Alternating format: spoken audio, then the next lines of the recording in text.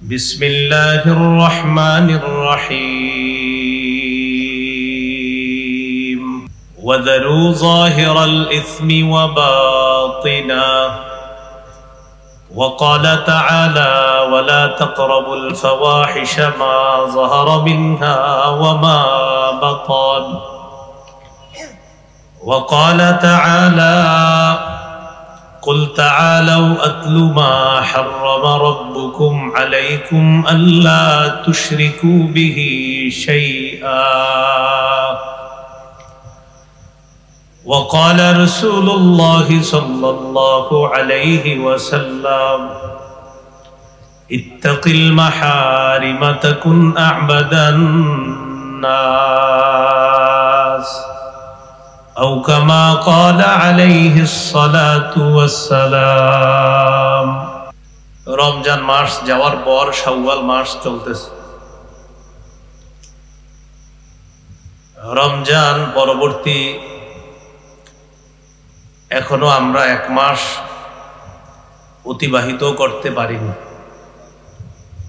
কিন্তু রমজানে আমাদের যে ভালো ভালো অভ্যাসগুলো তৈরি হয়েছে, দিন যত যায় ওই অভ্যাসগুলোর মধ্যে পরিবর্তন আসে।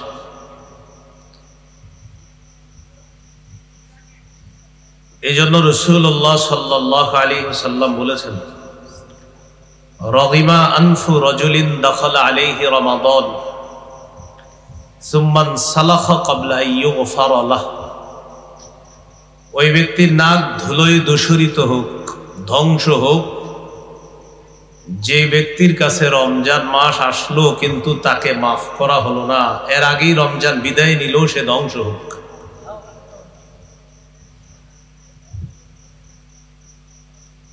এই জন্য এখনো যারা আমরা গুনাহের মধ্যে ডুবে আছি, আল্লাহ তাআলার হুকুম হলো গুনাহ ছেড়ে দাও। যারু যাহিরাল ইসমি ওয়া বাতিনাহ, আদেশ তোমরা ছেড়ে দাও প্রকাশ্য পাপ, গোপন পাপ।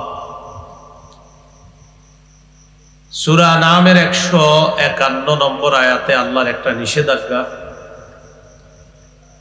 ওয়ালা তাকরাবুল ফাওয়াহিশা মা যাহারা মিনহা ওয়া মা বাতান। তোমরা প্রকাশ্য অশ্লীলতা, গোপন অশ্লীলতার কাছেও যেও না। এক আয়াতে হুকুম করলেন প্রকাশ্য পাপ ছেড়ে দাও, গোপন পাপ ছেড়ে দাও। আরেক আয়াতে নিষেধ করলেন প্রকাশ্য অশ্লীলতার কাছে যেও না, গোপন অশ্লীলতার কাছে যেও না। সূরা আনআমের 151 নম্বর আয়াতের শুরুতে আছে আল্লাহ তাআলা বলেন, কুল তাআলাউ আতলু মা হাররামা রাব্বুকুম আলাইকুম। নবী আপনি বলেন তোমরা আসো, আমি তোমাদেরকে তেলাওয়াত করে শোনাই মা হাররামা আলাইকুম রাব্বুকুম, যা তোমাদের রব তোমাদের উপর হারাম করেছেন তা তোমাদেরকে আমি তেলাওয়াত করে শোনাই। তো এইগুলা শোনাইতে গিয়ে নবী এখানে বলেছেন এটাও একটা যে আল্লাহ তাআলা নবীর মাধ্যমে বলেছেন, নবী আপনি জানিয়ে দেন ওয়ালা তাকরাবুল ফাওয়াহিশা মা যাহারা মিনহা ওয়া মা বাতান। যে বিষয়গুলা হারাম এটার মধ্যে এটাও একটা, তোমরা প্রকাশ্য অশ্লীলতা, গোপন অশ্লীলতার কাছে যেও না, এগুলা হারাম। তাহলে একটা আয়াতে আদেশ আর একটা আয়াতে নিষেধ। সূরা নিসায় আল্লাহ বলেন, ইন তাজতানিবু কাবাইরা মা তুনহাউনা আন, যদি তোমরা কবিরা গুনাহ থেকে বাঁচো, নুকাফির আনকুম সাইয়্যাতিকুম, আমি তোমাদের সগীরা গুনাহগুলো মাফ করে দেব। ওয়া নুদখিলকুম মুদখালান কারীমা, মরণের পর সম্মানের জায়গা জান্নাতে তোমাদেরকে প্রবেশ করাবো। তাহলে তিনটা কথা, এক আয়াতে আল্লাহর আদেশ পাপ ছেড়ে দাও, আরেক আয়াতে আল্লাহর নিষেধ পাপের কাছে যেও না, আরেক আয়াতে বললেন কবিরা গুনাহ ছাড়ো, সগীরা গুনাহ মাফ করো। 4 নম্বর কথা, হারাম কাজ ছেড়ে দেওয়াটাই আল্লাহর কাছে শ্রেষ্ঠ আবেদ হওয়ার উপায়। এখানে আপনাদেরকে যদি বলা হয়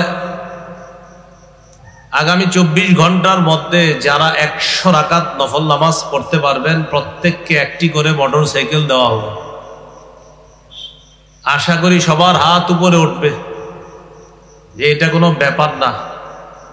যারা মোটর সাইকেল চালাইতে পারে না তারাও হাত তুলবে, পুরস্কার পেয়ে বিক্রি করে দিবে, সমস্যা নেই। যদি বলা হয় আগামী 24 ঘন্টা একটা পাপ করা যাবে না, তখন অনেকেরই হাত উঠবে না এই টেনশনে যে আমি যদি হাত উঠাই তাহলে আমার সুদি কারবারের অবস্থাটা কি হবে। আমি যে আগামীকাল একজনের কাছ থেকে কিছু টাকা হাদিয়ার নামে ঘুষ নিব সেটা কি হবে। রাসূলুল্লাহ সাল্লাল্লাহু আলাইহি সাল্লামের কাছে এক ব্যক্তি কিছু নিয়ে গেলেন, বুখারীর বর্ণনা, নিয়ে বললেন হুজুর এটা হাদিয়া। নবী বললেন কোত্থেকে আনছো? বলতেছে রাষ্ট্রীয় কাজ করেছিলাম সেখান থেকে এই অংশটা আমি পেয়েছি, আপনার কাছে নিয়ে আসছি। নবীজি বললেন মানুষের হলো কি, তারা কি ঘরে বসে থাকলে এটা পাইতো? নবীজি বললেন ঘরে বসে থাকলে কি তুমি এটা পাইতা? না। তো তুমি ঘরে বসে থাকলে এটা পাইতা না, রাষ্ট্রীয় কাজ করলা, কাজ করার বিনিময়ে তো রাষ্ট্র তোমাকে দেয়, তোমাকে রাষ্ট্র এটার পারিশ্রমিক দেয়, তুমি আবার অতিরিক্ত এটা যে আনলা ঘরে বসলে পাইতা? হয় না। তার মানে তুমি যেহেতু কৌশল খাটায় অতিরিক্তটা এনেছ, এটা ঘুষ। তোমাকে সরকার বেতন দিচ্ছে। এই জন্য এই যুগেও দেখবেন কেউ একটা জায়গায় কাজ করতেছে, কাজ করার পর ওখান থেকে আবার এটা আউট ইনকাম। কি বলে? আপনি ঘরে বসে আউট ইনকামটা করেন দেখি। আপনি একটা দায়িত্বে আছেন আর কি, ওই যে বিশেষ করে আপনার রাষ্ট্রীয় দায়িত্ব, সেখান থেকে আপনার অতিরিক্ত কিছু পেয়ে বলে এটা আউট ইনকাম। তো আউট ইনকামটা রবিজি বলেন ঘরে বসে দেখে আউট ইনকামটা করো। তোমাকে রাষ্ট্র এই কাজের জন্য দায়িত্ব দিছে। যেমন আপনার জমি জমার কাজ একজন করে দিবে, এটা তার দায়িত্ব, রাষ্ট্র তাকে এই কাজই দিছে, এটা আপনার জমিনের কাজ সে করে দিবে। এখন সেইটা করে দেওয়ার পরেও বলে একটু খেয়াল রাখেন। কেন? আপনাকে বলতেছে খেয়াল রাখতে। কেন খেয়াল রাখবেন? আপনারে তো সরকার বেতন দিচ্ছে এই কারণে যে আমাদের জমি জমার সমস্যা আপনি দেখবেন। এখন কি বলে একটু খেয়াল। তো নবীজি বলেন ঘরে বসলে কি এটা আসবে তোমার? তো যদি হারাম কাজ ছাড়তে বলা হয় ম্যাক্সিমাম মানুষের হাত উপরে উঠবে না। কেন? সবার টেনশনে আসবে যে আমি যেই পরিমাণ অন্যায়ের সাথে জড়িত, এই পরিমাণ অন্যায় থেকে এত সহজে বাঁচা সম্ভব না।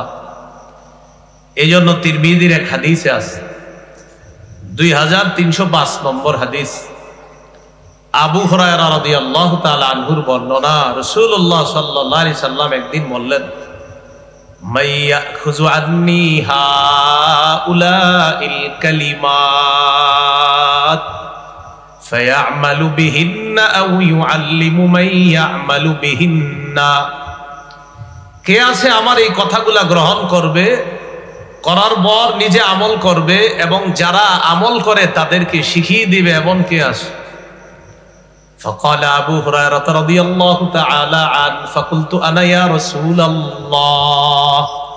আবু হুরায়রা রাদিয়াল্লাহু তাআলা আনহু বললেন হুজুর আমি আছি, আমি আপনার কথাগুলা গ্রহণ করব, নিজে আমল করব, অন্যদেরকে শিখিয়ে দিব তারাও যেন আমল করে। فأخذ بيدي রাসূলুল্লাহ সাল্লাল্লাহু আলাইহি সাল্লাম আমার হাত ধরলেন, ওয়া'আদ্দা খামসা, হাত ধরে গনে গনে আমাকে 5টা জিনিস শিখিয়ে দিলেন। 1 নাম্বার ইত্তাকিল মাহারিমা তাকুন আ'বাদান নাস, তুমি হারাম থেকে বাঁচো, হারাম কথা কর্ম কাজ থেকে বাঁচো। তাকুন আ'বাদান নাস, মানুষের মাঝে সবচাইতে শ্রেষ্ঠ আবেদ হিসাবে তুমি গণ্য হয়ে যাও। তাহলে হারাম থেকে বাঁচা আল্লাহর কাছে শ্রেষ্ঠ আবেদ হওয়ার উপায়, শ্রেষ্ঠ ইবাদত গুজার বান্দা হওয়ার উপায়। হারাম খাওয়া যাবে না, হারাম কর্ম করা যাবে না, হারাম কথা বলা যাবে না, সর্বপ্রকার হারাম থেকে বেঁচে থাকা। আল্লাহ তৌফিক দান করেন। 2 নাম্বার ওয়ারদ বিমা কাসামাল্লাহু লাকা তাকুন আগনান নাস, আল্লাহ তোমাকে যা বন্টন করে দিয়েছেন এতেই তুমি খুশি থাকো। মানুষের মধ্যে তুমি সবচাইতে স্বনির্ভর বান্দা হবা, মনের দিক থেকে সবচাইতে ধনী মানুষ হয়ে যাবে। আবার আপনার জীবনে আল্লাহ যা ফয়সালা করে দিয়েছেন এটাতে খুশি হয়ে যাওয়া, এটা 2 নাম্বার। 3 নাম্বার ওয়া আহসিন ইলা জারিকা তাকুন মুমিনা, তুমি প্রতিবেশীর সাথে উত্তম আচরণ করো, খাঁটি মুমিন হবা। প্রতিবেশীর সাথে উত্তম আচরণ করা। এখানে আমি আসলাম, আসার পর গুন্নবী সাহেবের বয়ান কিন্তু আমি প্রায় আধা ঘন্টা শুনছি। ওইদিকে দাঁড়ায় দাঁড়ায় আপনার কিছু ছেলে গেছে আনার জন্য, তারা কতটা সময় দাঁড়ায় আছে যে আমারে আনবে, দাম সালাম দিছে আমার পরে, অনেকে জনে জনে মুসাফা করতেছে। কিন্তু এমন মানুষ পাবেন যে প্রতিবেশীরে 10 বছর সালাম দেন। তাহলে আমাদেরকে কি পরিমাণ সালাম দিতেছে? প্রতিবেশীরে সালাম দেয় না কেন? পাশের ঘরে কি সালাম দেয়? আব্দুর রহমান, আমার ঘরের পাশেই থাকে। তো রাসূলুল্লাহ সাল্লাল্লাহু আলাইহি সাল্লাম বলেন, তুমি প্রতিবেশীর হক আদায় করো প্রতিনিয়ত সালামের মাধ্যমে হলেও। প্রতিবেশীর হক আদায় করো প্রতিনিয়ত সালামের মাধ্যমে হলেও, প্রতিবেশীর হক আদায় করো। তাহলে প্রতিবেশীর হক আদায় করা। রাসূলুল্লাহ সাল্লাল্লাহু আলাইহি সাল্লাম বলেন, গোশত যখন রান্না করবা ঝোলটা একটু বাড়ায়া দিবা। তোমার প্রতিবেশী তোমার বাড়ির পাশ দিয়ে যখন হেঁটে যাবে, গোশতের ঘ্রাণ তার নাকে যাবে, আর গোশতের ঘ্রাণ কারো নাকে গেলে তারও মন চায় গোশত খাইতে। তুমি যদিও গোশত দিতে না পারো, ঝোলটা বাড়ায় রান্না করবা, অন্তত ঝোলের মাধ্যমে হলেও তার চাহিদাটা একটু পূরণ করার চেষ্টা করবা। আল্লাহ রাসূল সাল্লাল্লাহু আলাইহি সাল্লাম ঝোল বাড়াইতে বললেন কেন? আমার একজন উম্মত তোমার বাড়ির গোশতের ঘ্রাণে কষ্ট পাবে, আমি নবী তো এটা সহ্য করতে পারি না। রাসূলুল্লাহ সাল্লাল্লাহু আলাইহি সাল্লামের এই হাদিস থেকে বোঝা যায়, আপনি যদি একা গোশত খান তাহলে ঘরে পাক করবেন এমন ভাবে যেন বাহিরে ঘ্রাণ না যায়। আর যদি বলেন না আমার বাহিরে ঘ্রাণ নিতে হবে, তো প্রতিবেশীকেও দিতে হবে। আব্দুল্লাহ ইবনে ওমর রাদিয়াল্লাহু তাআলা আনহুমার বর্ণনা, কোন প্রতিবেশী ফল নিয়ে ঘরে আসছে, আরেক প্রতিবেশী দেখছে এই ফল। এখন আপনি ফলটা অন্যদেরকে দেখায় ঘরে আনলেন, আনার পর এই ফল কেটে আপনার বাচ্চার হাতে দিয়েছেন। আপনার বাচ্চা এই ফলের টুকরা নিয়ে বাইরে গেছে, প্রতিবেশীর বাচ্চা ফলের টুকরাটা আপনার বাচ্চার হাতে দেখে কষ্ট পায়, আমার বাবা ফল আনে নাই, ওর বাবা ফল আনছে। আল্লাহ রাসূল এটা সহ্য করতে পারে না। আমার কোন উম্মতের বাচ্চা তোমার বাচ্চার হাতে ফল দেখে কষ্ট পাবে, আমি নবী তো এটা সহ্য করতে পারি না। তাহলে কি করবা? ফল হয়তো লুকিয়ে ঘরে নাও, আর যদি বলো না তুমি প্রতিবেশীকে দিবা, তাহলে দেখায় নাও। এজন্য তরমুজটা যদি দেখায় নেন, প্রতিবেশীকে পাঠান। যদি বলেন দিবেন না, কালো ব্যাগ দিয়ে এমন ভাবে নেন যেন প্রতিবেশী বুঝতে না পারে আপনার ব্যাগে কি আছে। এটা ইসলাম আমাদেরকে মুমিন হওয়ার শিখায়। আবু হুরায়রা রাদিয়াল্লাহু তাআলা আনহু, রাসূলুল্লাহ সাল্লাল্লাহু আলাইহি সাল্লাম হাত ধরে ধরে বলতেছে, আবু হুরায়রা আহসিন ইলা জারিকা তাকুন মুমিনা, প্রতিবেশীর সাথে উত্তম আচরণ করো, খাঁটি মুমিন হয়ে যাবে। এক হাদিসের মধ্যে আসছে, যখন তুমি বড় বিল্ডিং বানাও, অট্টালিকা বানাও, প্রতিবেশীকে একটু জানায়া বানাও। কেন? তোমার বিল্ডিং বানানোর পর আমার উম্মত বাতাস না পেয়ে কষ্ট পাবে। আমি নবী তো এটা পছন্দ করতেছি না। তুমি যে বড় বিল্ডিং বানাবা, তোমার পাশের প্রতিবেশীর তো বাতাসটা বন্ধ হবে, ওরে একটু জানায়া নিও, কারণ আমার এক উম্মত বাতাস পাবে না, তুমি একা বাতাস খাবা, এটা তো হচ্ছে না।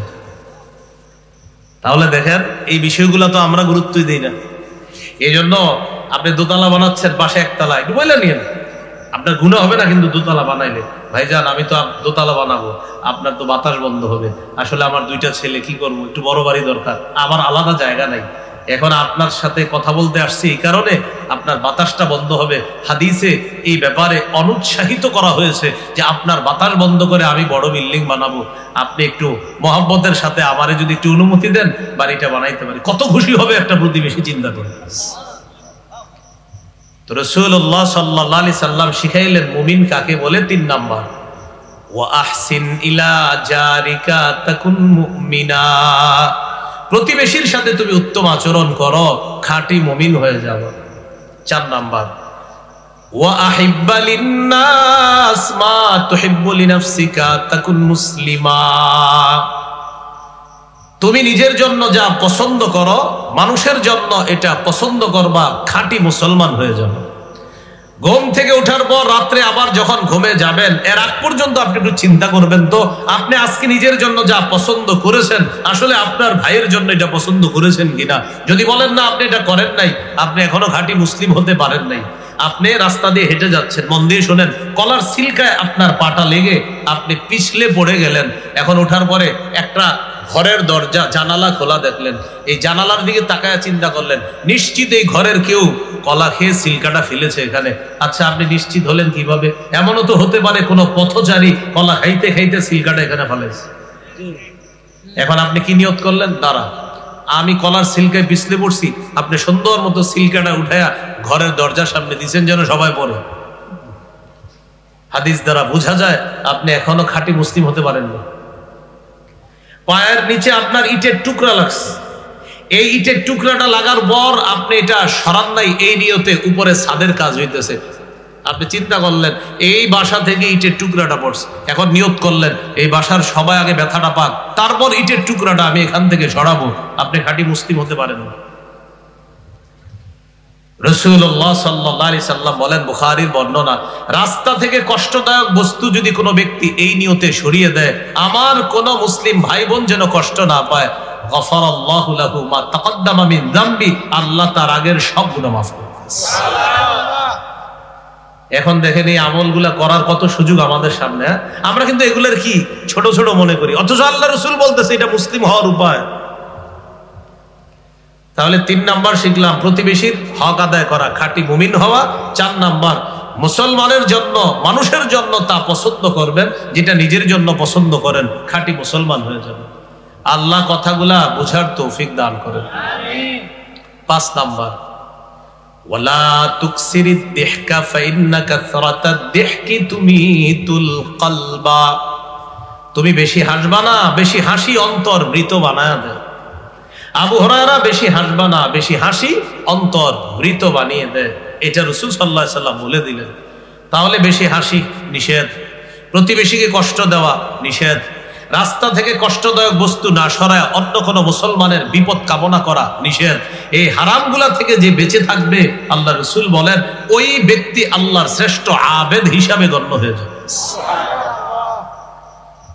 এগুলো আমাদের আজকের আলোচনা। 4 নাম্বার আলোচনা। 1 নাম্বার পাপ ছেড়ে দাও, 2 নাম্বার নতুন করে পাপের কাছে যেও না, 3 নাম্বার কবিরা গুনাহগুলো ছেড়ে দাও, সগীরা গুনাহ মাফ করো, 4 নাম্বার হারাম থেকে বাঁচো, আল্লাহর শ্রেষ্ঠ আবেদ হয়ে যাবা। আল্লাহ আমাদেরকে আল্লাহর শ্রেষ্ঠ আবেদ হওয়ার তৌফিক দান করেন। আমিন। হারামের মধ্যে একটা হারাম অশ্লীলতা, বেহায়াপনা, যেটা বৈশাখেও করে, ফেব্রুয়ারিতে করে, আর সর্বদা করে, আর পকেটে তো 24 ঘন্টা এটা আসেই। একটা অশ্লীলতা উপায় পকেটে থাকে। অশ্লীলতার উপায় বলছি আমি বলি নাই অশ্লীলতাটাই, অশ্লীলতার একটা উপায় আমাদের কাছে থাকে। চাইলে অশ্লীলতা আমাদের জন্য করা এখন সহজ। সূরা বনী ইসরাঈলে আল্লাহ তাআলা বলেন, ওয়ালা তাকরাবুজ জিনা ইন্নাহু কানা ফাহিশা, অশ্লীলতার কাছেও যেও না, জিনার কাছে যেও না, এটা অশ্লীল কাজ। সহিহ বুখারীর বর্ণনা, 6612 নম্বর হাদিস। ক্বালা রাসূলুল্লাহ সাল্লাল্লাহু আলাইহি ওয়াসাল্লাম, ইন্নাল্লাহা কাতাবা আলা ইবনি আদম হাজ্জাহু মিনাজ জিনা আদরাকা যালিকা লা মাহালা, নিশ্চয় আল্লাহ তাআলা আদম সন্তানকে জিনার পরীক্ষা দ্বারা পরীক্ষা করেন। এই পরীক্ষায় আমাদের অনেকেই পড়ে যাই, দেখেন তো পড়ি কিনা। ফাজিনাল আইনি আন নাজরু, চোখের জিনা হলো দেখা, এই পরীক্ষায় কে না পড়ে। ওয়াজিনাল লিসানাল মানতিক, মুখের জিনা কথা বলা। ওয়ান নাফসু তামান্না ওয়া তাশতাহি, অন্তরের জিনা কল্পনা করা। অপরিচিতা এক কণ্ঠের সাথে কথা বলার পর এবার আপনি মনে মনে কল্পনা করতেছেন, না জানি দেখতে কেমন, শুরু হয়ে গেল দিলের জিনা। যাকে সরাসরি দেখা হারাম তাকে ভিডিও কলে দেখা হারাম, যাকে সরাসরি দেখা হারাম তাকে নাটক সিনেমায় দেখা হারাম, যাকে সরাসরি দেখা হারাম তাকে নাটক সিনেমায় দেখা হারাম, যাকে সরাসরি দেখা হারাম তাকে ভিডিও কলে দেখা হারাম। অনেকে আছে মাশাআল্লাহ সরাসরি দেখে না, রাস্তায় দেখে না, কিন্তু পকেটের সেই যান্ত্রিক যন্ত্রণাটা যেটা আছে এটার মধ্যে সে দেখতে থাকে, বাস সরাসরি দেখা যায় হারাম। নাটক, সিনেমা বা ভিডিও কলে সেটা দেখাও হারাম, চোখের জিনা। প্রতিনিয়ত এই জিনার মধ্যে অসংখ্য অগণিত তরুণ তরুণী লিপ্ত হয়ে যাচ্ছে, কিন্তু এটা বুঝতেছে না এটা যে জিনা হচ্ছে আমার, এটা অশ্লীলতা, এটা বেহায়াপনা। আল্লাহ আমাদেরকে হেফাজত করেন। তাহলে এটা একটা হারাম, কর্মগত হারাম। আরেকটা হারাম আছে আপনার খাদ্যের হারাম। সুদের নাম শুনছেননি কখনো? গুনবি সাহেব কিছু অংশ বলছে সুদের কথা, সুদের অংশটা যখন বলছে আমি তখন দাঁড়ায় দাঁড়ায় শুনতেছিলাম। সুদ খাওয়া হারাম। এখন দেখেন সুদ খাওয়া যে হারাম, এটা যদি হুজুররা বয়ান নাও করে সবাই জানেন যে সুদ খাওয়া হারাম। তো সুদ খাওয়া হারাম, এই হারামটা জানার পরেও মানুষ কি খোঁজে জানেন? যে কোন সুরত আসেনি হুজুর। আচ্ছা, সুদ হালাল হওয়ার কি সুরত হইতে পারে বলেন তো? সুদ হারাম তো হারাম, এটার আবার সুরত খোঁজে যে কোন সুরত আসেনি। আল্লাহ আমাদেরকে হেফাজত করেন। হাদিসের একটা কিতাব আছে আত-তারগীব ওয়াত-তারহীব, এই কিতাবের 3 নম্বর খণ্ড 70 নম্বর পৃষ্ঠা। হাদিসে আসছে কিয়ামতের আগে 3টা অপরাধ পাল্লা দিয়ে বাড়বে। বাইনা ইয়াদাইস সাআ ইয়াযহারু যিনা ওয়ার রিবা ওয়াল খাম। কিয়ামতের আগে 3টা অপরাধ বাড়বে, জিনা বাড়বে, ব্যভিচার বাড়বে, মদের কারবার বাড়বে, আরেকটা হলো সুদের কারবার বাড়বে। নবীজি বলছেন এগুলা বাড়বে। বলেন তো আপনারা বাড়বে না বেড়েছে? জিনা বাড়ছে, মদের কারবার বাড়ছে। মদ দ্বারা শুধু মদ উদ্দেশ্য না, মদ দ্বারা মাদকদ্রব্য উদ্দেশ্য।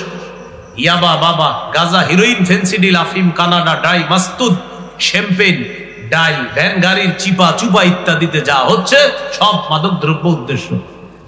তো রাসূলুল্লাহ সাল্লাল্লাহু আলাইহি সাল্লাম বলেছেন, মুসনাদ আহমদের 22075 নম্বর হাদিসের বর্ণনায় নবীজি বলেন, ওয়ালা তাশরাবান্না খামরা ফাইন্নাহু রাসু কুল্লি ফাহিশা।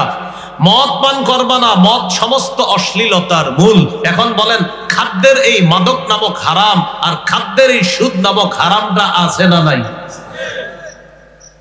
এ মানুষ এটা খাচ্ছে, তো মদ এটা খায়।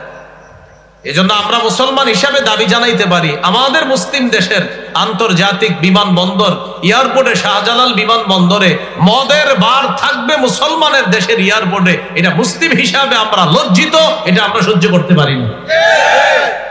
ঘটনাচক্রে আমি হজে গেছি, যখন আমারে যেখানে নিয়ে বসাইছে বাম পাশে তাকায়া দেখি মাশাআল্লাহ, বাম পাশে তাকায়া মদের বার। যাইতেছি কই, দেখতেছি কি, কি সুন্দর সেলিব্রেশন। ঘটনাচক্রে আপনার ওই যেখানে বসবো, তো ওইখানে আপনার সবাই বসে গেছে, তো সিট নেই, তো বলতেছে চলেন ওই দিকে নিয়ে যায় আপনাকে। তো ওখানে গিয়ে বসছি, বসেই বাম পাশে তাকাইছি, আপনার বিশাল বড় বার। আমাদের বাংলাদেশের মুসলিম কান্ট্রি, আমাদের দেশ, এই মদ। তো দেখেন আপনি, হাজী সাহেব হজে যাইতেছে আর দেখতেছে মদের বার। তো মুসলমান দেশ, আমরা দাবি করি 90 ভাগের বেশি, কেউ 95 কয়, এটা শুধু সংখ্যা মাত্র, এটা চূড়ান্ত চাপাবাজি একটা। খাঁটি মুসলমান হইতে পারিনি আমরা এখন, এটাই সত্য কথা। তো বলছিলাম খাদ্যের হারাম, মদ এটা খাদ্যের হারাম, সুদ এটা হারাম। আল্লাহ তাআলা বলেন সূরা আলী ইমরানের 130 নম্বর আয়াত, ইয়া আইয়ুহাল্লাযীনা আমানু লা তাকুলুর রিবা আযআফাম মুদাআফা। হে ঈমানদারগণ, তোমরা বহুগুণে বৃদ্ধি করে, চক্রাকারে বৃদ্ধি করে সুদ খেও না। চক্রাকারে বৃদ্ধি করার কয়েকটা সিস্টেম। একটা হলো, আপনার কাছ থেকে 100 টাকা ঋণ আনছি আমি, সুদ 10 টাকা, এ আবার 120 টাকা সুদে লাগায়, এ আবার 130 টাকা। মূল টাকা কত? 100। প্রথমে কত টাকার সুদ? 10। ও আবার 100 টাকা ঋণ নিয়ে আরেক জায়গায় 120 টাকা লাগাইছে, ও আবার 130 টাকা। এটা একটা।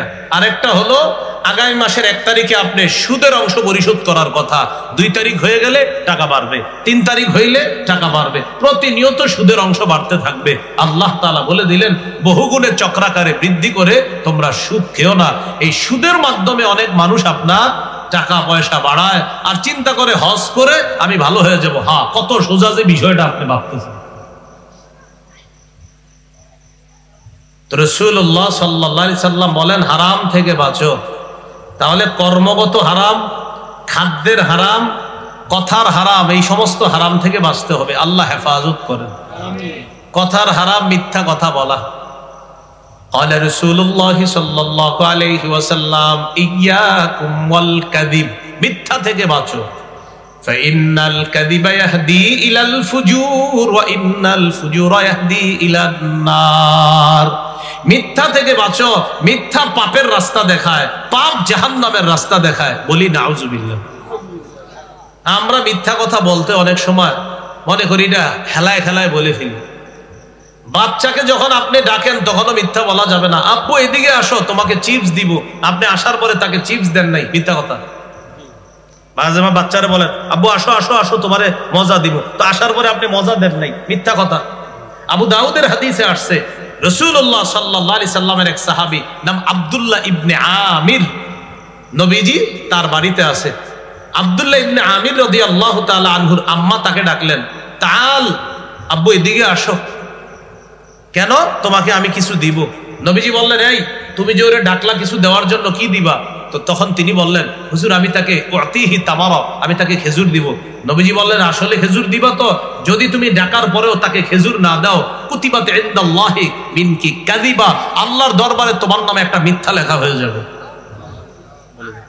এই ভুলগুলো আমরা প্রতিনিয়ত করতেছি। আব্বু এদিকে আসো, মজা দিব, আসার পর দেন নাই, এই কাজ করেন না। আল্লাহ আমাদেরকে হেফাজত করেন। ইত্তাকিল মাহারিম, হারাম থেকে বাঁচো।